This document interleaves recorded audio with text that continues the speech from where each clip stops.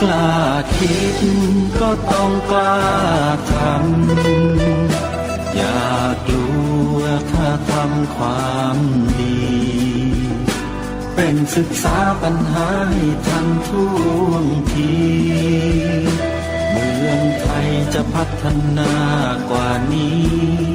รายการดีๆคดีโลกคดีธรรมขอรำพันบรรยายความคิดเครื่องหมายแห่งสีทั้งสามงามถนัดขาวคือบริสุทธิ์สีสวัสดิ์หมายพระไตรรัตน์และธรรมะคุ้มจิตไทยแดงคือโลหิตเราใสซึ่งยอมสละได้เพื่อรักษาชาติศาสนาน้ำเงินคือสีโสภาอันจอมประชาถ้าโปรดเป็นของส่วนองค์จากริ้วเข้าเป็นไตรรงค์จึงเป็นสีธงที่รักแห่งเราชาวไทยทหารอวตารนำไปยงยุทธวิชัยวิชิตก็ชูเกียรติสยามประเทศไทยที่เจริญมั่นคงมาได้จนถึงทุกวันนี้มิได้เกิดขึ้นจากความหวาดกลัวอย่างคลาดเขลาแต่บรรพบุรุษไทยของเราทุกยุคทุกสมัยล้วนแต่มีความกล้าหาญและชาญฉลาดปกป้องเอกราชสร้างชาติให้เกิดความมั่นคงโดยมีธงแห่งพระไตรรัตน์เป็นเครื่องนำชัยจึงเป็นที่มาที่ไปของรายการคดีโลกคดีธรรมกล้าคิดก็ต้องกล้าทำอย่ากลัวถ้าทำความดีเป็นศึกษาปัญหาให้ทันท่วงทีเมืองไทยจะพัฒนากว่านี้รายการดีๆคดีโลกคดีธรรมรายการดีๆคดีโลกคดีธรรม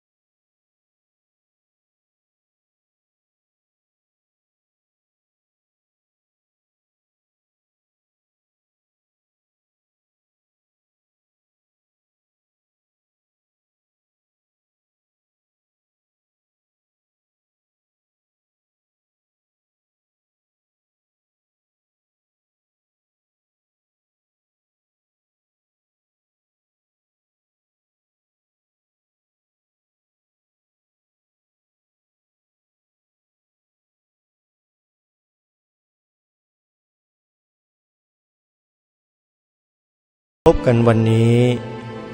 วันขึ้น7 ค่ำเดือน5วันนี้ตรงกับวันศุกร์ที่8เมษายนพระพุทธศักราช2565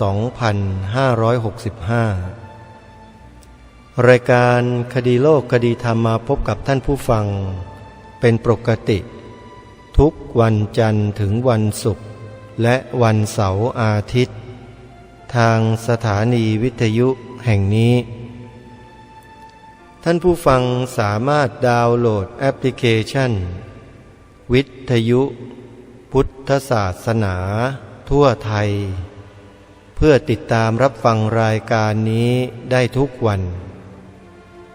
พร้อมด้วยรายการธรรมะสาระที่ดีๆเป็นจำนวนมาก จากแอปพลิเคชันนี้ตลอด 24 ชั่วโมงครูบาอาจารย์ของเราที่เป็นผู้อำนวยการสถานีวิทยุต่างๆก็มารวมอยู่ในแอปพลิเคชันนี้ทั้งนั้นเลยนะไม่ว่าจะเป็นวัดป่าจริยธรรมวัดหนองกายวัดฝายหินวัดศรีอุดมวงศ์วัดถ้ำผาใหญ่วัดดอยเทพนิมิตรสาธุเรดิโอนะวัดอะไรต่างๆมากมายถึง38สถานีทีเดียวซึ่งเป็นประวัติการณ์ของเมืองไทยของเราที่มีการจัดทำแอปพลิเคชันแล้วรวบรวมสถานีวิทยุพระพุทธศาสนาแห่งชาติที่พระสงฆ์เป็นผู้ดำเนินการจัดตั้งจัดทำขึ้นมาไว้ในที่เดียวกันใครก็ตามที่ดาวน์โหลดได้ถือว่าเป็นผู้ที่โชคดีที่สุดและถ้าหากว่าบอกให้ผู้อื่นดาวน์โหลดได้อีกท่านก็จะได้บุญมหาศาลเลยทีเดียวเชิญชวนทุกท่านรับบุญกันให้เต็มที่บอกผู้อื่นให้ดาวน์โหลดแอปพลิเคชันนี้ให้มากที่สุดเท่าที่เราจะทำได้นะโยมนะขออนุโมทนาสาธุรายการคดีโลกคดีธรรมวันนี้นำธรรมบรรยายของพระอาจารย์สมภพโชติปัญโยที่ได้บรรยายไว้เมื่อปีพระพุทธศักราช 2539 มาเปิดต่อเนื่องท่านบรรยายไว้ในหัวข้อเรื่องบูรณาการแห่งชีวิตและสังคมยุคโลกาภิวัตน์ท่านกำลังสะท้อนให้เราได้เห็นว่ายุคอดีตของบ้านเมืองของเราประเทศเราแผ่นดินของเรานี้มีศาสนาพุทธเผยแพร่อยู่อย่างกว้างขวางและมายาวนานมากประมาณ 2,000 กว่าปีที่หลักธรรมคำสอนขององค์สมเด็จพระสัมมาสัมพุทธเจ้าได้ฝังแน่นอยู่ในหัวจิตหัวใจของชนเผ่าไทยของเราเนี่ยมาช้านานมากๆจนกระทั่งแผ่นดินนี้ยอมรับนับถือพระพุทธศาสนาไม่มีเสื่อมคลายเลยอย่างที่ผู้ดำเนินรายการได้พูดไปเมื่อครั้งก่อนนู้นว่าแผ่นดินเนี้ยถึงแม้จะมีการเปลี่ยนแปลงราชวงศ์เปลี่ยนแปลงผู้ปกครองกี่ครั้งกี่สมัยก็ตามแต่มีอยู่สิ่งหนึ่งที่ผู้ปกครองผืนแผ่นดินแถบนี้ไม่ยอมเปลี่ยนเลยก็คือศาสนาที่นับถือยังคงนับถือศาสนาพุทธมาจนถึงเราวันนี้ท่านผู้ฟังลองคิดดูสิฮะบรรพบุรุษเรานี่สุดยอดแค่ไหนลองคิดดูมีความซื่อสัตย์ซื่อตรงต่อองค์สมเด็จพระสัมมาสัมพุทธเจ้าแค่ไหนทำให้พวกเราเนี่ยเป็นมนุษย์ที่มีความเฉลียวฉลาดที่สุดในโลกก็ว่าได้ฉลาดในที่นี้ไม่ได้หมายความว่าฉลาดในวิชาการนะความฉลาดที่แท้จริงเขาเรียกว่าฉลาดในจิตของตนเพราะมีเพียงศาสนาเดียวในโลกที่สอนเรื่องดูจิตพิจารณาจิตศึกษาจิตแล้วก็สามารถควบคุมจิตได้มีศาสนาเดียวคือศาสนาพุทธเท่านั้นเพราะอะไรเพราะองค์สมเด็จพระสัมมาสัมพุทธเจ้าตรัสรู้ชัดเลยว่าจิตนั้นเป็นนายกายเป็นบ่าวร่างกายมือไม้แขนขาปากเราจมูกลิ้นกายทั้งหลายทั้งปวงที่มันจะขยับทำโน่นทำนี้ได้จิตมันต้องเป็นผู้กำหนดให้ทำถ้าจิตไม่มีร่างกายเราก็เหมือนกับรูปปั้นเหมือนกับท่อนไม้นั่นแหละมันไม่มีอะไรจะสั่งให้ทำเพราะฉะนั้นที่เราพูดก็ดีคิดก็ดีทำก็ดีอะไรต่างๆเหล่านี้ ล้วนแล้วแต่เกิดมาจากจิตทั้งนั้นที่บัญชาการให้กายนี้ขับเคลื่อนแล้วทำในสิ่งต่างๆศาสนาพุทธจึงเป็นศาสนาเดียวในโลกที่ให้โอกาสให้เกียรติแก่มนุษย์ในโลกใบนี้ให้ความเป็นอิสระทางความคิดแก่มนุษย์ในโลกใบนี้โดยไม่มีศาสนาใดๆในโลกเสมอเหมือนศาสนาส่วนมากนอกนั้นบังคับสาวกอย่างเดียวพวกเจ้าต้องอย่างนั้นต้องอย่างนี้ต้องปฏิบัติแบบนั้นต้องพูดแบบนี้พูดแบบนั้นไม่ได้ผิดต้องคิดแบบนี้คิดอย่างนั้นไม่ได้ผิดต้องเชื่อพระเจ้าอย่างเดียวเชื่อคนอื่นผิดหมดสุดท้ายเป็นยังไงไล่ฆ่ากันอยู่ทุกวันนั้นน่ะลูกของพระเจ้า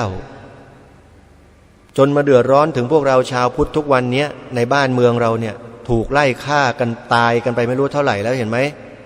พวกลัทธินิกายศาสนาไหนที่ทำพวกเรา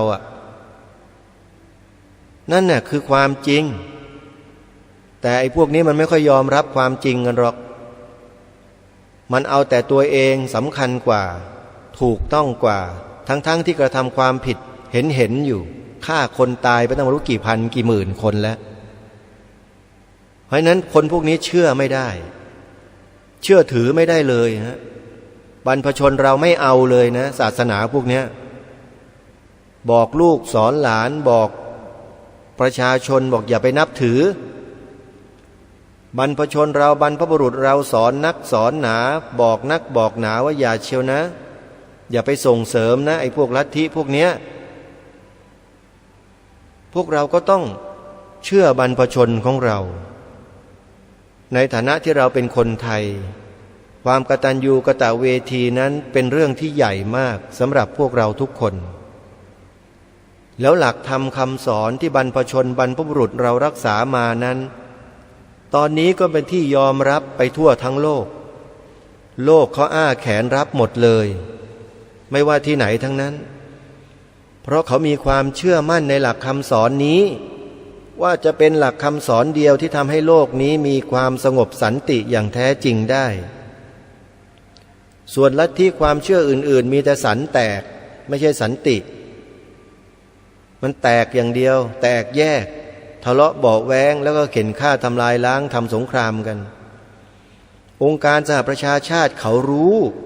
เขาจึงยกวันวิสาขบูชาให้เป็นวันสำคัญสากลของโลกหนึ่งเดียวศาสนาอื่นไม่ได้รับสิทธิไม่ได้รับเกียรติแบบนี้นะองค์การสหประชาชาติเขาไม่ใช่คนธรรมดาไม่ใช่ตาสียายสาเขามีความรู้เขามีสติปัญญาสูงเขาคิดได้เขาเห็นได้เขาจึงยอยกศาสนาพุทธขึ้นเหมือนกับบรรพชนไทยเราในอดีตที่ยอยกพระพุทธศาสนากันตลอดมามันเพิ่งจะมาเป็นในยุคพวกเรานี่แหละมันเกิดบ้าบอคอแตกอะไรของมันก็ไม่รู้มันเหยียบย่ำศาสนาพุทธแล้วไปยกเอาอีกศาสนาหนึ่งขึ้นอย่างเงี้ยที่พูดนี่ไม่ได้กล่าวหาใครนะมันเป็นความจริงไม่เชื่อก็ไปดูคลิปอปพสที่เขาพูดสินั่นน่ะเขาเผยแพร่อยู่ใน YouTube อ่างปอปลาพอพานสอเสือ4ตัวพิมพ์แล้วไปดูใน YouTube กันไม่ใช่ฟังแค่นี้แล้วก็มานั่งว่ารายการคดีโลกคดีธรรมไปดูเสียก่อนว่าจริงหรือเปล่าถ้าอะไรที่ไม่เป็นจริงรายการนี้ไม่นำมาแนะนำมาพูดมาบอกให้ท่านไปดูไปชมไปฟังกันหรอกแล้วการที่นำเทปธรรมบรรยายของพระอาจารย์สมภพโชติปัญโยมาเปิดให้ฟังเนี่ยก็เพื่อจะมาย้ำมาเตือนมาบอกพวกเราทุกคนว่าศาสนาพุทธเป็นสมบัติของชาติบ้านเมืองเรานะเป็นสิ่งที่มีคุณค่าอย่างยิ่งอย่างยวดอย่างมากอย่างมายเลยนะถ้าไม่ช่วยกันปกป้องรักษาเชิดชูยอยกพวกเราก็ถือว่าละเลยในการปฏิบัติหน้าที่ของความเป็นคนไทยใช้ไม่ได้รายการนี้มองเห็นประโยชน์และคุณค่าจากการฟังเพราะมันจะทำให้เราเกิดความรู้และความเข้าใจหลากหลายมากมายและองค์วิทยากรที่บรรยายเรื่องพวกนี้อาตมาภาพก็ต้องเลือกมาให้ฟัง ไม่ใช่เอาใครมาก็ไม่รู้เห็นพูดอะไรก็ไม่รู้อะสถานการณ์อะไรต่างๆที่เกี่ยวข้องกับการดำรงอยู่การเป็นไปของประเทศชาติบ้านเมืองไม่เอาเลยไม่พูดเลยมีพระอาจารย์สมภพโชติปัญโยรูปนี้แหละที่ท่านพูดอาตมาก็เลยต้องนำมาเปิดให้พวกเราได้ฟังกันเพราะอาตมาภาพพูดอย่างท่านไม่ได้ความรู้ไม่ถึงท่านแต่สามารถศึกษาเรียนรู้จากท่านได้ก็เลยนำมาเปิดให้เราฟังด้วยกันเผื่อว่าพวกเราจะได้เกิดความเข้าใจตรงกันและจะได้มาปฏิบัติหน้าที่ให้สอดคล้องตรงกันเพื่อรักษาสมบัติชาติอันนี้เอาไว้ต่อไปคือพระบวรพุทธศาสนานั่นเองเพื่อไม่ให้เป็นการเสียเวลาเดี๋ยววันนี้เรามาฟังกันต่อเนื่องจากเมื่อวานนี้ไปติดตามรับฟังพร้อมๆกันได้ณบัดนี้เรามีพุทธศาสนามีสถาบันพระมหากษัตริย์อยู่ในพื้นแผ่นดินนี้ 2,500 กว่าปีจึงพูดได้อย่างเต็มปากว่าความสุขสงบร่มเย็นบนผืนแผ่นดินไทยผืนนี้ตลอดเวลาอันยาวนานได้ถูกร้อยรวงดวงใจของหมู่มวลชนเผ่าไทยทั้งปวงด้วยอานุภาพแห่งพุทธธรรมและความจงรักภักดีที่มีต่อสถาบันพระมหากษัตริย์ทุกพระองค์ทุกราชวงศ์ทุกราชธานีของเผ่าไทยแต่มาถึงวันนี้อย่าลืมนะทุกสิ่งทุกอย่างตั้งอยู่บนพื้นฐานแห่งอนิจจังคือความไม่เที่ยงแท้มันจะแปรเปลี่ยนไปตามเหตุตามปัจจัยเหตุขึ้นมาแค่นี้มีปัจจัยมาเป็นตัวผสมเป็นตัวแปรคนโบราณภาคอีสานพูดไว้คำหนึ่งเป็นวิชั่นที่กว้างไกลมากของคนอีสานย่านไรดีว่าสันย่านแต่มั่นสิได้นี้ไกลแหวย่านแต่หนังสามแก้วสิไกลจากเสือขาวย่านแต่หนาวสิได้ไกลจากห่อนคนสิอ่อนแอวหาย่านแต่ทลิท่าเสือคนจรสิจำจากผากจากวัดและบ้านปานหลี่อยู่ดงย่านแต่องค์อ้วนๆบกวนสวนกินเขาให้ย่านแต่ดงสิได้ไกลจากฝูงหมู่ใหม่ไทยสิเอิญสังเล่าเป็นยังได้ดงก็ไม่ไกลจากกันระบบเดี๋ยวนี้เป็นเติร์ดมาคำพูดนี้ตั้งแต่ดงยังเป็นดงนะย่านแต่เสื้อเขาเจ้าสิไกลจากแนวเขาเหนียวย่านแต่เขียวสีได้นี้ไกลเหลืองด่างดำประดูใดถ้าจะเอาสิ่งย่านนี่มาอธิบายป่ะแต่นี่ไปห้าคำเดียวจบได้เนี่ยย่านแต่ไส้สิได้นี้ไกลห่วยบอกหัวซ่าเอามาใส่พระคุณเจ้าร้อนเข้าร่มนะครับผมอนุญาตแทนอาจารย์กรรมซุ่มมูนี่คันว่าอนุญาตว่าเอาเด้มาสมัครให้มูลงโทษเจ้าของเพิ่นจังให้พระเข้ากรรมแต่เดือนอ้ายมันหนาวเพื่อจะได้เอาน้ำหดเราก็ดงวี่สันบักให้สงลงโทษจนเต็มใจผมขออนุญาตอาจารย์กรรมทั้งหลายนะเป็นอาจารย์พิเศษก็ได้มาเข้าหนึ่งห่อนของโฮมเดอร์นี่คือความงามนี่คือความดีของพระวินัยถ้าผิดแล้วเสนอหน้าให้ลงโทษเสียให้มุดน้ำลงต้มเสียกับไปเพิ่นจังให้เข้ากรรมแต่ย่ำเดือนอ้ายมันหนาวแล้วสิได้เอาน้ำหดเอากระดงวีเพิ่นสันบักลงโทษแล้วพี่น้องชาวบ้านย่านพระตายบัดก็เลยเขียนในเหตุไว้ถึงฤดูเดือนอ้ายปางอเดมิมาหาไม่ย่ามเขากำมูสังโฆเจ้าเดือนยี่ขึ้นเดือนเจียงขึ้นกายมาแถมทายสังฆเจ้าห้อมเขาอยู่กำให้ผ้ากันหาเอาฟืนสู่เฮือนห้อมไว้หาไว้ให้หยังฟืนมันเกี่ยวกับหยังอยู่กำแต่กี้อยู่กำทรมานอย่างใหญ่หลวงเลยเอาน้ำหดอาจารย์กรรมเอาน้ำหดลูกกรรมขันตื่นบ่ทันอันนี้ตีละครั้งเมงนิมนต์นะท่านมานาตาพิโคนอนโกนทาปตีตายยังนอนแต่เด็กแต่เดินแต่นอนพยังว่าเต็กเข้าไปถ้าสมัยก่อนไม่มานู่นลงโทษกูนี่ว่ามาน้ำลังมูไปยืนอยู่พุ่นเอาน้ำหดบันในสั้นจะวักไม่ออกพอออกย่านพาตายไปหาฟืนห้อมไปดังไฟให้เพิ่นฟิงแล้วไปเพิ่นจิตายหายแล้วก็ได้มาเสร็จนี่ประเพณีอันนี้ไปหอดไซแล้วย่านแต่ไส้สิได้นี้ไกลห่วยบ่หัวซ่าเอามาใส่ย่านแต่ไหมสิได้ไกลจากหมอนค้นสิอ่อนแอวหาคู่มือนี่ไส้อยู่ในห่วยเนี่ยอยู่บ่หรือมันอยู่น้ำหนารถปีนขึ้นไปใส่ไว้เทิงกดเสาเฮือนผลปลาผีบาปว่าสิไปเข่าไส้เพิ่นคนโบราณเขาจะมองเห็นไกลแท้ได้เราจะเข้าใจทันไหมแต่ที่สำคัญที่สุดมีใครเคยคิดว่าย่านแต่มั่นสิได้นี้ไกลแหวหนังสามแก้วสิไกลจากเสือขาวชาติศาสนา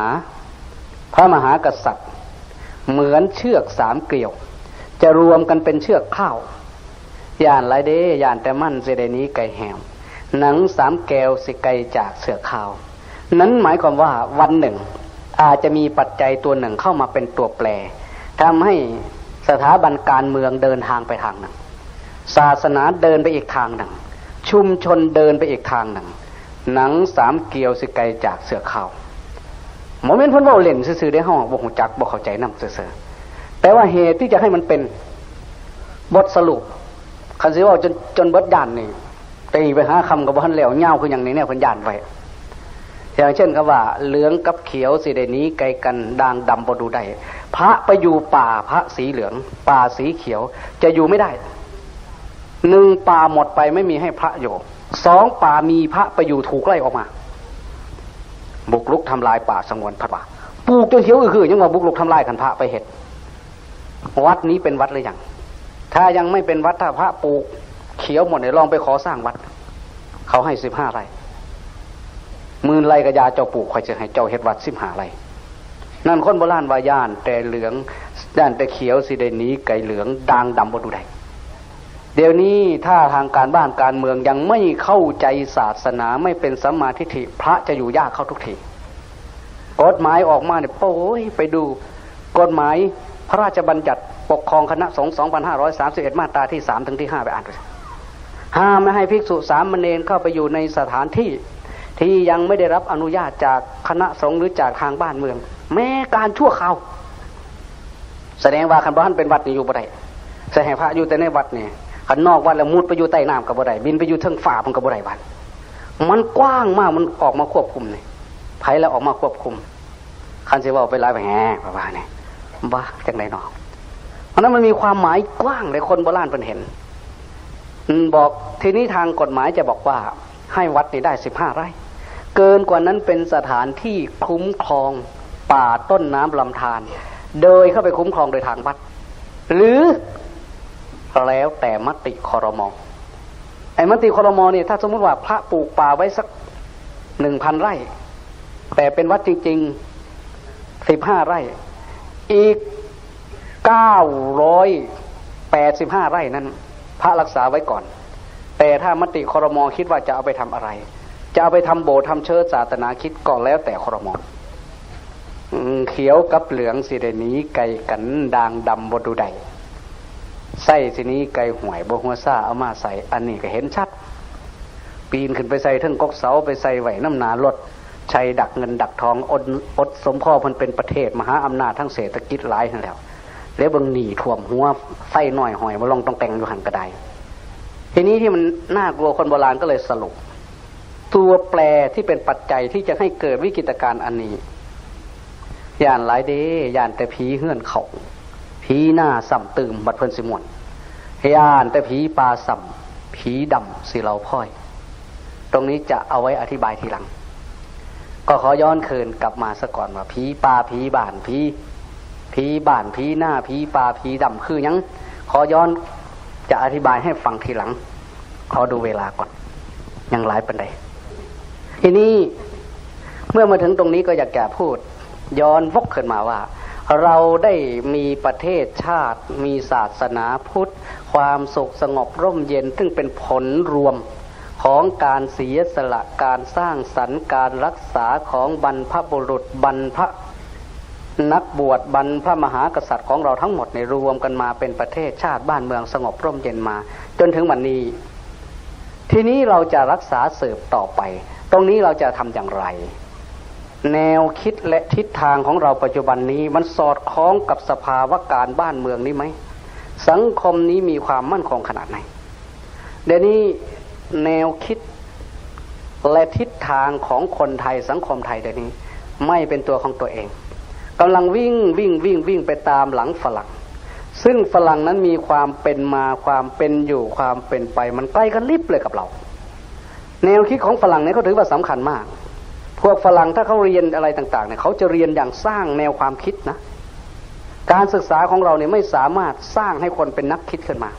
มีจะเป็นนักจำท้องปากเปียกน้ำลายแล้วอยู่หัน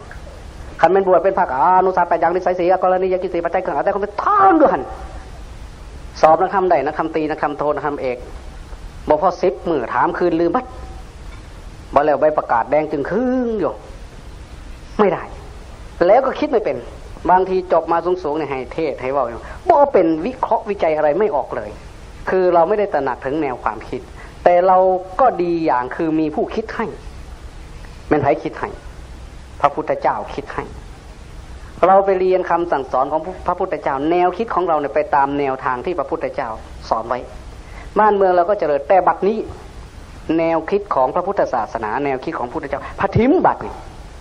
ป่าหน้าเฟื่องไหวหนีไปดำหน้าสาวป่าเหล่าเขาไหวหนีไปส่วนป่าก่อยดูถูกดูแคลนแนวความคิดทางศาสนาเดี๋ยวนี้ศาสนากำลังจะถึงทางตันศาสนาจะถึงทางตันสังคมจะถึงทางตันการเมืองก็จะเดินทางถึงทางตันไม่มีบูรณาการแนวคิดและทิศทางไม่เป็นระเบียบไปตามกระแสโลกาภิวัตน์โลกาภิวัตน์มาจากภาษาสันสกฤตแปลว่าแพร่กระจายขยายทั่วถึงกันทั้งหมดในโลกเขาถอดมาจากภาษาอังกฤษว่า globalization โลกไร้พรมแดนโลกนี้ย่อเข้าหากันการคมนาคมการติดต่อสื่อสารเทเลคอมมิวนิเคชันไบโอเทคโนโลยีมาถึงช่วงนี้แนวคิดของเราเนี่ยไม่เป็นตัวของตัวแล้วของพระพุทธเจ้าพระพุทธศาสนาเราก็ดูถูกดูแคลนไม่สนใจจำเป็นจะต้องรื้อฟื้นสิ่งเหล่านี้ขึ้นมาใหม่พระพุทธเจ้าของเราท่านพูดไว้คำหนึ่งสั้นๆแต่มีความหมายท่านบอกว่าอันโทยถาโชติมัทิฏฐะเหยยะเมื่อขาดปัญญาเสียแล้วก็เหยียบลงไปแม้ไฟที่ส่องทางของตนเองพุทธศาสนาเนี่ยเป็นไฟส่องทางดำเนินชีวิตและสังคมไทยมาตลอดเดี๋ยวนี้เราเหยียบไฟส่องทางคือเขาไต่กระบองหน้าถือไปละขี่กระบองเฮียเหยียบไฟเจ้าของถิ่มพร้อมนะเจ็บตีนพร้อมแกล้งถิ่มทั้งกระบองคนบาดเนี่ยเดี๋ยวนี้แกล้งถิ่มทั้งกระบองเลยบาดเด็กเล็กเด็กหน่อยคนรุ่นใหม่ New Generation พูดถึงเรื่องศาสนาเขาสั่นหัวแล้วก็วิ่งตามฝรั่งเองก็เหมือนกันแต่ฝรั่งเขาเจอปัญหาเนี่ยเขายังไม่เสียหลักนะแนวความคิดเขาอุดตันเมื่อไหร่เขามองมาที่เราเดี๋ยวนี้หนังสือพิมพ์อย่างพวกแมกกาซีนต่างๆบทความบทวิเคราะห์วิจัยของนักวิชาการเริ่มระดมมันสมองเขียนเกี่ยวกับการแปรรูปทางวัฒนธรรม transformation ขันจรันการแปรรูปทางวัฒนธรรมเพราะอะไรเมื่อประมาณสัก20 ปีมานี้เขาเริ่มพูดกันถึงวิกฤตการณ์ทางวัฒนธรรมขันจรันไครซิสนั่นแปลว่าวิกฤตการณ์พอภาษาลาวเขาว่ามันหลุดทุเท่าคนโบราณว่าขั้นจะไปทางหน้าให้เลี้ยวหลังกำของเขาขั้นมาหลุดทุเท่าเศร้าถอนยาสุไปหลานเอ้ยหมายก็ว่าเราจะพัฒนาอะไรต่ออะไรเนี่ยพัฒนาไปมีปัญหาเจริญรุ่งเรืองแต่จิตใจต่ำทรามไม่มีประโยชน์ไม่มีความหมายลูกไม่เชื่อฟังพ่อแม่ลูกศิษย์ไม่เคารพครูบาอาจารย์บ้านเมืองขาดระเบียบวินัยคนเห็นแก่เนื้อแก่ตัวมีแต่มนุษย์อันตรายในสังคมไม่มีใครสามารถจะไว้วางใจกันได้ผัวกับเมียนอนกอดกันหายใจรดกันอยู่ข่อยยังบ่ไว้ใจเจ้าปานใดเด้ผู้น่ะแล้วเฮ็ดจังได๋บาดเนี่ยมันอันตรายไหมนอนอยู่ในห้องแอร์ก็เหมือนนอนกอดกองไฟก็เลยจะเกิดภาวะนรกติดแอร์นรก VIP นั่นไปนั่นบาดเนี่ยหลังจากนั้นพวกฝรั่งเนี่ยเขาบอกว่าเขาเกิดวิกฤตการณ์แล้วคันเจริญไครซิสเกิดวิกฤตการณ์ทางวัฒนธรรมเด็กรุ่นใหม่ๆอันนี้ก็น่าเห็นใจฝรั่งเพราะว่าแต่ก่อนนั้นเขายังไม่เจริญคนไทยเรามีปราสาทราชวังแล้วฝรั่งยังเป็นลิงเป็นข้างเป็นนอแม่ระเหเร่ร่อนอยู่ในดงภูเขาน้ำแข็งอยู่ทีนี้เขาก็กลายเป็นคนเร่ร่อนไปพบกันก็ฆ่ากันแย่งกันกินแย่งถิ่นกันอยู่ตรงไหนมีทรัพยากรธรรมชาติหากินง่ายฆ่ากันแข่งกันก็เลยเป็นเหตุให้พวกฝรั่งที่หวังดีต่อชุมชนก็สร้างศาสนาขึ้นมาศาสนาของเขาศาสนาง่ายๆเพื่อรวบรวมจิตใจคนที่ยังไม่มีจุดยืนยังระเหเร่ร่อนว่าเราคือลูกของพระเจ้าศาสนาพระเจ้ามันต้องเกิดมากับคนที่ยังไม่มีจุดยืนบัญญัติ10 ประการของโมเสสเดินขึ้นไปบนภูเขาจกๆลงมาบอกพระเจ้าบนภูเขานี่บอกให้เฮ็ดจังซี่ไอ้บัญญัติ10 ประการนั้นคล้ายๆศีล 5เหล่านี้เองที่แท้ก็คงจะเอามาจากเนี่ยเสร็จแล้วคำสอนที่เขาถือว่าเป็น foundation เป็นพื้นฐานจริงๆและก็ก่อมาเป็น structure เป็นโครงสร้างจริงๆเนี่ย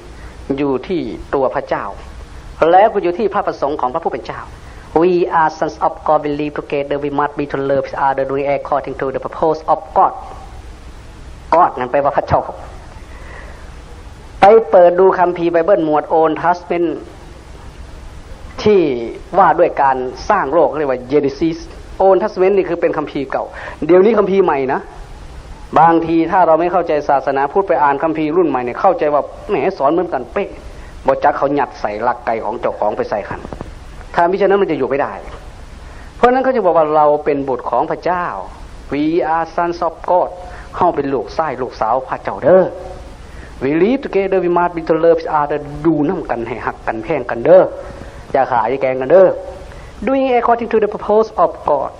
ให้พระว่าภาษาฝรั่งสำทุกสำยากแน่เพราะว่ามันโลกาภิวัตน์กับวาดนั่นแหละบางทีเฮ้ยอย่าคู่คือว่าแต่ภาษาจังเสียไทยน้องว่าแปลว่าจงกระทำตามพระประสงค์ของพระผู้เป็นเจ้าพระผู้เป็นเจ้าเป็นพ่อเป็นแม่เหมือนพ่อแม่ทุกคนไม่ปรารถนาให้ลูกทะเลาะกันเมื่อใดลูกรักกันอยู่ด้วยกันฉันพี่ฉันน้องรักเหมือนพี่ดีเหมือนน้องปรองดองกันเหมือนญาตินั้นคือลูกพระเจ้าพ่อแม่ก็ดีใจไม่กินก็อิ่มถ้าลูกทะเลาะกันมีอาหารแซ่บๆก็บ่อยากนี่ก็มันทีนี้คำสอนง่ายๆแบบนี้ก็เลยรวมฝรั่งรวมชาวตะวันตกชาวตะวันออกกลางในทะเลทรายให้อยู่เย็นเป็นสุขเห็นใจก็เห็นกันก็บอกว่าเราเป็นลูกพระเจ้านะอย่าฆ่าจะแกล้งกันนะทีนี้ก็บอกว่าถ้าจะจน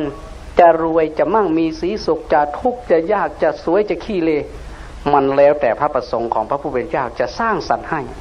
ทำเองไม่ได้จึงบอกว่า depend on the purpose of God มันก็แล้วแต่พระประสงค์ของพระผู้เป็นเจ้าทีนี้พอมาถึงหน้าหนาวหิมะลงลูกพระเจ้าต้องมานั่งจับเจ้าบันนี้ดังไฟฝิงบัดทุกปีถึงเวลาหิมะลงลูกพระเจ้าต้องมานั่งจับเจ้าทีนี้มันเริ่มคิดธรรมชาติบีบหนาวเกินไปหิมะปกคลุมจนหาอยู่หากินไม่ได้ก่อนจะถึงหน้าหนาวทุกปีเขาต้องหาฟืนมากองหาอาหารมาตุนทำบ้านฉาบด้วยดินอย่างดีทำท่อปล่องไฟขึ้นเราจะเห็นเรือนฝรั่งโบราณมีปล่องไฟนั่งฝีงไฟบัดฝีงไฟในคืดได้บัดเป็นอย่างน้อพระเจ้าจังเหตุให้เฮาหนาวแท้ว้ายแต่ก็ครูเอ็นไรดิเป็นอย่างพระเจ้าคือโหดห้ายปานนี้ชนอว่าใช่ได้บัดเนี่ยเริ่มคิดทำอย่างไรปีหน้าจะเป็นอย่างนี้อีกเราจะต้องดีกว่าปีนี้มีเวลาคิดนั่งฝีงไฟคิดจะต้องสร้างฮีตเตอร์สร้างแอร์สร้างอะไรขึ้นมาพ่อคิดได้แค่นี้ตายไปลูกคิดต่อแค่นี้หลานคิดต่อแค่นี้เลนคิดเป็นว่าพันบาทแนวความคิดของเขาแสวงหาปัญญาแสวงหาความเป็นเลิศมุ่งไปที่การแก้ปัญหานานๆเข้าก็ค่อยแก้ปัญหาเก่งขึ้นเริ่มเมินพระเจ้าวิทยาศาสตร์สมัยใหม่เข้ามาอีกเห็นม้าวิ่งไวๆเฮ็ดจังได๋สิแล่นไวคือม้าได้เนาะเห็นนกบินได้จังได๋เนาะสิบินเป็นคือนกเนาะเฮ้ยสมุดน้ำไปได้คือป่านี่เนาะก็เริ่มคิดแล้วก็มาจำลองมาทำทีละเล็กทีละน้อยวิวัฒนาการไปได้รถได้เครื่องบินได้เรือดำน้ำได้จรวดนี่แนวคิดอันนี้ขึ้นมาเอาไปเอามาบัดนี้น้ำและเขาบ่มีตาวตำตักปัดทั้งของสุกของดิบของห่อนของเย็นเกิดมีมาพร้อมเพิ่นเอิ้นว่าไบโอเทคโนโลยีเทคโนโลยีเพื่อชีวิตไม่ใช่พระเจ้าเพื่อชีวิตซะแล้วมาถึงช่วงนี้คนรุ่นใหม่ปฏิเสธพระเจ้าช่วยอะไรเราไม่ได้ถ้าจะคิดเรื่องพระเจ้ามีจริงหรือไม่ถูกลากคอขึ้นศาลอินควิซิชั่นศาลไต่สวนศรัทธาก็คิดดีกว่าคิดแต่เรื่องสิแก้ปัญหาเนี่ยในที่สุดก็เจริญดิ่งทางวิทยาศาสตร์ไทยเฮามันบ่มีแนวบีบป่านนี่หนาวจักหน่อยก็บ่กี่เดือนหาผ้าห่มใหญ่ๆปลูกฝ่ายสวนใหญ่ๆขึ้นนอนโกนท่าปืนเศร้าสวยๆมากก็หาฟืนมาดังฟิงไฟโตนอกโลปูปลาหน้าน้ำกับผู้อื่นมันไม่ถูกบีบมากนักคนไทยก็เลยเฉยๆเรื่อยๆอยู่เย็นเป็นสุขกันย่ามห้อนก็ลงแซ่น้ำกระเบิดธรรมชาติไม่บีบให้แนวคิดของคนไทยก็เลยเฉยบาดนี้ศาสนาพุทธเข้ามาประแท่งถือใจหลังเธอขี้ข้านก็เอาพระพุทธเจ้ามาอ้างเองเอ้ยสันดินสัญโยชน์ไปยังว่ามันว่าตายแล้วบ่ได้ยังดอกพระพุทธเจ้าวันโลภมันถูกตัวนอนเลยบาดเรียกว่าขี้เกียจอยากมีความสุขเอาพระพุทธเจ้าคนมาอ้างกันย่ามขี้ข้านขึ้นเพิ่นบ่ได้สอนแนวนั้นมันไม่เป็นบูรณาการเพิ่นสอน 100% เอามาใส่ 20% คือกันกับรถ4ล้อเอามาใส่2ล้อนึงมาสิแล่นได้นั่นมันเป็นอย่างนั้นนะจะไว้ให้ดี ทีนี้พวกฝรั่งพอเจริญขึ้นหนักๆไม่สนใจทางพระเจ้าตรงนี้เขาเรียกว่าคันจรันไคลซิสเกิดวิกฤตการณ์ทางวัฒนธรรมลูกหลานฝรั่งรุ่นใหม่แต่ก่อนพวกผู้เฒ่าเดินไปเตะสะดุดสุดต่อตกใจนี่เอิ้นหาพระเจ้าโอ้ my god so heavy god โอ้ยพระเจ้าของข่อยซอยข่อยแน่เดี๋ยวนี้บ่จักสั่นย่างไปเหยียบไฟเจ้าของไปเตะสะดุดหันหน้าขึ้นฟ้าสี่มือขึ้นฟ้ากาโมติปัญญากรรมโตคริสโตโคตรพ่อโคตรแม่มึงด่าขึ้นไปผู้ปฏิบัติเนี่ยเป็นหยังจังให้พ่อแกมันเตะสะดุดเหยียบไฟว่าซั่นเจ้าของแท้ๆนะย่างไปเหยียบไฟไปเตะสะดุดบ่มีสติคำที่พูดเมื่อกี้นี้ถ้าใครจะไปเปิด dictionary สอเศรษฐบุตรเล่มใหญ่ๆนั้นไม่พบไม่มีความหมายแต่คำพูดเมื่อกี้เป็นภาษากรีกเพราะกรีกนี่เป็นต้นตำรับแนวความคิดทิศทางของสังคมฝรั่งตั้งแต่เดคาร์ตลัสเซนเฮเกนฮอบอริสโตเติลอนักลักโกรัสเพโตทั้งหมดเป็นชาวกรีกคำพูดเมื่อกี้นี่เป็นภาษากรีกกาโมติปัญญากรรมโตคริสโตอันคิเลียฟันลงเกษตรอันคิเลียนี่เป็นคำหยาบระดับที่แสนจะหยาบซุปเปอร์หยาบแนวเงียวนะแนวเงียวของผู้ใส่นะด่าพระเจ้าฟันอันคิเลียนี่เป็นว่าด่าอย่างหยาบคายทำไมอาตมาจึงรู้ภาษานี้เคยเป็นนายปกครองชาวกรีกมาก็หลายปีเมื่อสมัยสร้างสนามบินอยู่ 2-3 สนามบินขั้นบวชนี่ว่ามันจะได้เงินเดือน 200,000 กว่าได้ปัดเนี่ยสมัยก่อนบวชในเงินเดือน 4-5 หมื่นเข้าไปแล้วก็มันก็10 กว่าเกือบ20 ปีแล้วก็พอจะจำได้เดี๋ยวนี้คนรุ่นใหม่ไม่สนใจเรื่องศาสนาพวก New Generation พ่อแม่ฝรั่งปวดหัวลูกไม่เชื่อฟังเรื่องพระเจ้าเรื่องบาปเรื่องบุญเรื่อง Redemption เรื่องไถ่บาปเรื่อง Sinful เรื่องบาปเรื่องบุญเนี่ยเขาไม่มีเขาพอใจที่จะบอกถ้าเราถามว่าคุณถือศาสนาอะไร 80% คนรุ่นใหม่จะบอกว่าพ่อแม่ถือคริสต์แต่ฉันเอง free mind I'm free mind not necessary to have any religion we are stand on one leg ไม่จำเป็นจะต้องมีศาสนาใดๆฉันยืนอยู่บนขาของฉันไอ้คำว่ายืนอยู่บนขาของฉันเนี่ยมันสะท้อนไปหาศาสนาพระเจ้าความหมายว่าพระเจ้าไม่ได้มาอุ้มฉันจะไปไหนฉันก็ไปของฉันเองฉันหนาวฉันหาผ้าห่มฉันหิวฉันหากินไม่มีใครมาป้อนตรงนี้เลยไปกระทบกระเทือนสังคมอย่างใหญ่หลวงจนเกิดอาการระลึกต่อไปนี้ปัญหาสังคมจะใหญ่หลวงแล้วเกิดวิกฤตการณ์ก็เลยคนเฒ่าคนแก่นี่เขาระวังเขามองนะเขาก็รับผิดชอบต่อสังคมเขาอยากให้ลูกให้เต้าได้มีศาสนาได้มีพระเจ้าเรียกร้องให้ทางรัฐบาลให้รัฐบาลนี้จัดการศึกษาใหม่ back to basic return to basic ให้จัดการศึกษานี่กลับคืนไปแบบเดิมให้มีพระเจ้าให้ได้สอนวิชาเกี่ยวกับศาสนาเกี่ยวกับพระเจ้าสอนอย่างไรเด็กก็ไม่สนใจถึงขนาดเอาใส่ในเงินถ้าใครเห็นเงินดอลลาร์สมัยก่อนนะเพราะว่ามันได้เดินทางมาไกลประชาธิปไตยกับศาสนาเนี่ยค่อยๆเดินทางออกมาทะเลาะกันอยู่ในสภาคนหนึ่งถือคริสเตียนเดโมแครตอีกพวกหนึ่งถือศาสนาคริสต์นิกายโปรเตสแตนต์อีกพวกหนึ่งถือนิกายแคทอลิกแล้วก็ไปทะเลาะกันอยู่ในสภาเป็นเหตุให้อย่างในสหรัฐอเมริกาเนี่ยแยกการเมืองกับศาสนาออกเลยเขาเรียกว่า Church and State Separation แยกรัฐกับศาสนาออกจากกันเมื่อออกจากกันแล้วยิ่งไปกันใหญ่เลยทำให้คนพื้นบ้านผู้เฒ่าผู้แก่เรียกร้องการศึกษาใหม่ให้การศึกษานี่มีเรื่องศาสนาเขาไม่กล้าจะทำอย่างไรเขาก็เขียนใส่เงินในเงินดอลลาร์รุ่นเก่าสัก30 ปีย้อนหลังไปเนี่ยเราจะเห็นเขาเขียนไว้ในวงกลมเป็นเส้นขาวๆ in God we trust นี่คำหนึ่งแล้วบางเงินเราก็จะเห็นอีกคำหนึ่งว่าประชาชาติหนึ่งเดียว one nation under God เขาเขียนไว้แปลว่าประชาชาติหนึ่งเดียวภายใต้องค์พระผู้เป็นเจ้าบางครั้งเขาก็เขียนว่า in God we trust อาตมาเห็นแล้วยังนึกไทยเฮานี่นาสิเฮ็ดเงินแนวนี้ in God we trust แปลว่าเราฝากชีวิตจิตใจไว้ภายใต้องค์พระผู้เป็นเจ้า one nation under God ประชาชาติอันหนึ่งเดียวภายใต้องค์พระผู้เป็นเจ้านั้นคือการปลุกสำนึกให้ชนชาติเขามีศาสนาอาตมาว่าไอเดียนี้มันดีน่าจะเสนอถ้าผู้ใดเป็นผู้แทนเป็นนักการเมืองเงินไทยนี่ตรงวงกลมๆขาวๆเนี่ยน่าจะได้เขียนอาสิทธิ์พระพุทธเจ้านั้นใส่ นะมิยะทนังธนะมันเวติกินจิข้างหนึ่งอีกข้างหนึ่งว่าเมื่อคุณตายสักนิดไม่ได้ตามคุณไปนะให้มันมีสติให้มันตื่นตัววาบเลยขันใบใหญ่ๆบัดนั้นเอาขึ้นมาให้มันมีอัฏฐาจะทริธาจะสเพมัจจะปรายนา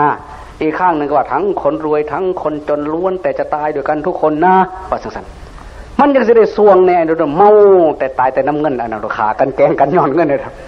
ทีนี้มาถึงช่วงนี้ศาสนาของเขา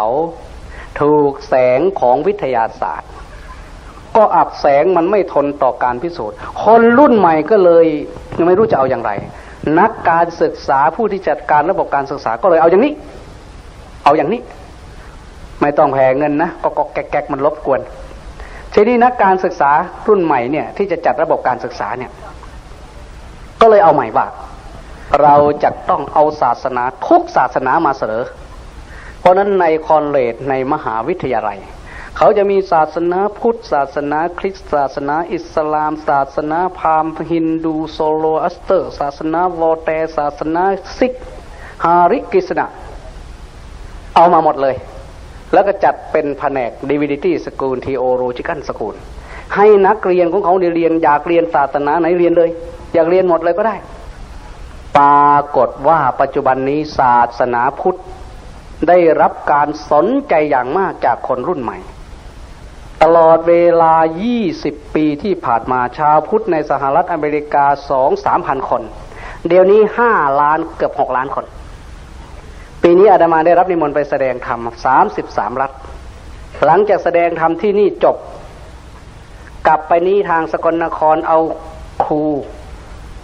ผู้บริหารโรงเรียนอาจารย์ใหญ่ท่านหัวหน้าการเข้ามาอบรมที่วัด3 วันที่15 16 17ถึง33 มลรัฐจะต้องใช้เวลาไม่น้อยกว่า 3-4 เดือนเมื่อจบทั่วทุกรัฐแล้วก็จะเปิด Retreat Meditation Development เปิดคอร์สอบรมสมาธิภาวนาเอาฝรั่งมาบวชซี่ผ้ามันขาวอักหลากเต็มวัดเต็มว่าผ้ากันมาจากทิศต่างๆไปเอาเบิ่งคักเบิ่งกันหนาว่ะทีนี้เมื่อมาถึงจุดนี้เราจะเห็นได้ว่าคนรุ่นใหม่เขากลับมาพอใจศาสนาพุทธเป็นเหตุให้พ่อแม่นี่หนักใจเข้าไปอีกหนังสือพิมพ์พาดหัวข่าวตัวใหญ่ว่ายังอเมริกันเทิร์นอีสต์เวิร์ดหนุ่มสาวอเมริกันหันมาทางตะวันออกคือสนใจเรื่องศาสนาพุทธสนใจจะไปฝึกสมาธิโรงเรียนปิดนี่ไม่กลับบ้านโมเมนต์จะไปฝึกสมาธิได้ซื่อๆได้หันจ้างนะมีนักบวชที่มาบวชอยู่ประเทศไทยใน3-4 คนกับไปศึกจำได้ที่เมืองรู้สึกจะเป็นเมืองเดนเวอร์เนี่ยเขาไปตั้งวัดไม่ใช่วัดหรอกไปซื้อป่าได้ 300-400 ไร่แล้วก็เปิดคอร์สอบรมสมาธิรับได้คอร์สละ300 คนละ 70,000 บาทค่าจ้างเขาไปฝึกเรื่องกินต่างหากเดือนหนึ่งกี่ล้านเอาไปเอามาสมาธิของพุทธศาสนาจะกลายเป็นเรื่องการค้าตรงนี้น่ากลัวมากมันจะเกิดเขาบอกว่ามันถึงยุคที่ต้อง transference cultural วัฒนธรรมจะต้องแปรรูปมีการผสมทีนี้เมื่อมาพูดถึงตรงนี้เราจะเห็นได้ว่าพุทธศาสนานั้นทำไมจึงต้องเริ่มฉายแสงในขณะที่วิทยาศาสตร์เจริญอย่างยิ่งวิทยาศาสตร์นี่วัตถุนี่เจริญไปมันถึงทางตันมันตันเป็นมีเงินท่วมธนาคารมีอะไรทุกอย่างก็ไม่สามารถหาที่ให้ใจลงไม่มีที่ลงให้แก่จิตพระเยซูก็เคยพูด Even mountain become gold it is not enough for human mind reaching ต่อให้ภูเขากลายเป็นทองคำทั้งลูกก็ไม่เพียงพอต่อความต้องการของคนแสดงว่าพระเยซูสอนสัจธรรมแต่ฝรั่งมันโง่มันเข้าไม่ถึงมหาพระพุทธเจ้าว่านะกหาปนวัสเสนะทิฏฐิกาเมสุวิชติให้ฝนนี่ตกลงมาเป็นเงินก็ไม่เพียงพอต่อความต้องการของคนโลกความเจริญทางวัตถุทางวิทยาศาสตร์ก็ไปถึงทางตันปัญหาฝรั่งผูกคอตายกินยาตายฆ่าตัวตายมากกว่าฆ่ากันตายเป็นโรคเหงาโลนลี่เนตอ้างว้างท่ามกลางหมู่นั่งน้ำกันในบ่หักบ่แพงกันยังเหงาอยู่อ้างว้างกลางหมู่ความเครียดมากขึ้นเป็นโรคประสาทมากขึ้นยาเสพติดพวกแคร็กพวกโคเคนพวกผงขาวเดี๋ยวนี้ในสำนักงานระดับผู้จัดการใหญ่ๆติดแคร็กติดโคเคน เดี๋ยวนี้ในสำนักงานใหญ่ๆบริษัทใหญ่ประกาศรับเจ้าหน้าที่ที่ปรึกษาทางจริยธรรมบอกง่ายๆว่าขันเป็นประเทศให้ผู้ใดจบนักธรรมตรีโทเอกบื้องานทำผู้ใดจบมหาแต่เฮาได้เปิดหนังสือพิมพ์100 ฉบับก็ไม่มีว่ารับประกาศรับสมัครผู้จบประโยค8เข้ามาทำงานเงินเดือนเท่านั้นบ่มีเลยบ่เฮ็ดให้ผู้อยากบวชแต่เมืองนู้นประกาศรับที่ปรึกษาคอนซัลแทนท์ที่ปรึกษาทางจริยธรรมอีกด้วยนะว่าทำอย่างไรจะให้คนงานที่อยู่ด้วยกันมีจริยธรรมอย่างไรบางทีบริษัทหนึ่งเนี่ยต้องลงทุนไปเช่าไปจ้างคอร์สเมดิเทชันให้คนงานเข้าไปฝึกเพื่อพัฒนาจิตและจะได้ปกครองกันง่ายจะได้พัฒนาดีขึ้นนี่มันถึงขั้นนี้พวกฝรั่งก็เห็นว่าพุทธศาสนาเนี่ยวิเศษเพราะมันทนต่อการพิสูจน์ของวิทยาศาสตร์และเป็นศาสนาที่บังคับคนอื่นไม่ได้ไม่บังคับใครไม่เหมือนศาสนาเขาโดยเฉพาะอัลเบิร์ตไอน์สไตน์ต้นตำรับนักวิทยาศาสตร์ผู้โด่งดังเจ้าของทฤษฎีสัมพัทธภาพคล้ายๆกับจะบอกเป็นในไว้ว่าในอนาคตนะจะต้องเป็นศาสนานี้แกบอกว่า the religions of the future will be a cosmic religion and it should transcend a personal god and avoid dogma theology ศาสนาในอนาคตจะต้องเป็นศาสนาสากลศาสนาเดียวเป็น cosmic religion และศาสนานั้นจะต้องก้าวล่วงคำสั่งสอนแบบสำเร็จรูปให้เชื่อเลยคือด็อกมาและศาสนานั้นจะต้องปราศจากคำสอนชนิดที่มีพระเจ้าที่มีตัวตนเขาบอกว่า transcend a personal god ก้าวล่วงพระเจ้าที่มีตัวตนศาสนานั้นจะต้องทนรับมือต่อความต้องการทางวิทยาศาสตร์ถ้าหวังจะพิสูจน์ได้และถ้าจะมีศาสนาใดที่จะสามารถทนรับมือต่อความต้องการเพื่อพิสูจน์ทางวิทยาศาสตร์ได้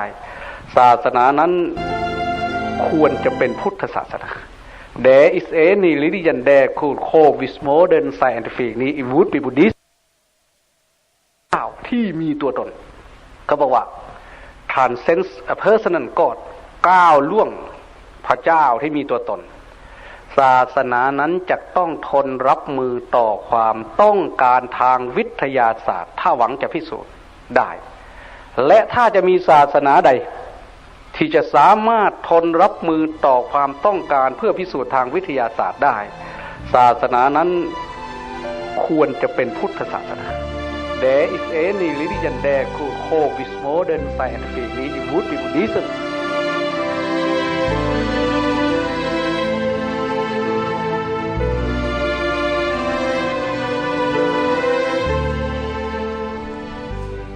ท่านสาธุชนผู้ฟังทุกท่านเนื่องด้วยเวลาของรายการหมดลงในช่วงนี้จึงขอโอกาสตัดสัญญาณมาที่ผู้ดำเนินรายการ